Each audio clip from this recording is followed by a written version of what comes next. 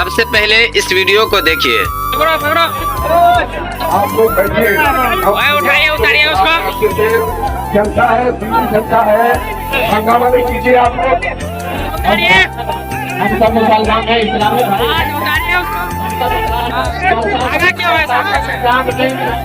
گالی دے کے بہت ہوشیاری کرتی ہے۔ اس کو اسٹیج سے نیچے پھینکیے پہلے، اس کے بعد جواب ہوگا۔ اس ویڈیو کو دیکھنے کے بعد آپ لوگوں کو کچھ خاص سمجھ میں نہیں آیا ہوگا۔ آئیے ہم آپ کو پورا معاملات بتاتے ہیں۔ پتیلی بشن پور محتری ضلع میں ایک جلسہ کروایا گیا جس میں غلام رسول بلیاوی، حبیب اللہ فیضی، شہریار رضا اور مشاہد رضا چترویدی کے ساتھ ساتھ زاہدی گروہ کے سارے ملا موجود تھے۔ مشاہد رضا چترویدی نے تقریر کیا۔ تقریر کے دوران حضور شیر نیپال علیہ رحمت و رضوان کی گستاخی کیا اور ان کے خاندان والوں کو بھی گالی بکنے لگا۔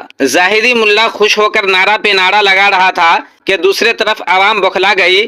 مشاہد کے خلاف آواز بلند کیا کہ اسٹیج پہ چڑھ کر کسی علماء کی گستاخی کر رہا ہے، اسٹیج پہ چڑھ کر کسی بزرگ کی گستاخی کر رہا ہے۔ جب عوام نے آواز بلند کیا تو مشاہد رضا چترویدی کو اسٹیج چھوڑ کر بھاگنا پڑا۔ اگر مشاہد اسٹیج سے نہیں اترتا، اسی طریقے سے گستاخی کرتا رہتا تو عوام اس کو اسی وقت اسٹیج سے کھینچ کر بتا دیتی کہ بزرگوں کے گستاخی کا انجام کیا ہوتا ہے۔ بزرگوں کے گستاخی کے وجہ سے اس کے چہرے سے رونق ختم ہو گیا ہے، اس کا چہرہ بدصورت ہو گیا ہے، اور اگر کوئی بزرگ کی گستاخی کرے گا تو ظاہر سی بات ہے اس کا چہرہ بدصورت ہوگا ہی۔ سلام ہے اس عوام کو جس نے اسی کے محفل میں جا کر کے اس کو سبق سکھا دیا۔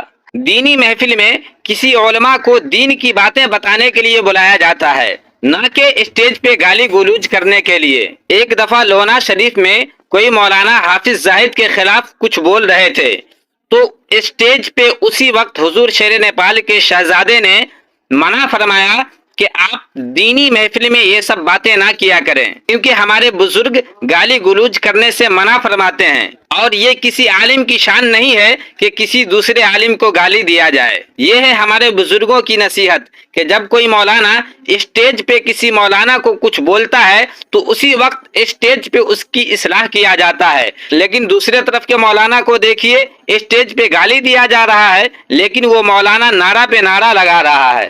اس بار تو بچ گیا، آئندہ کبھی ایسی گستاخی کیا تو عوام اسٹیج سے اتار کر اسی وقت سبق سکھائے گی کہ کسی بزرگ کے گستاخی کا انجام کیا ہوتا ہے۔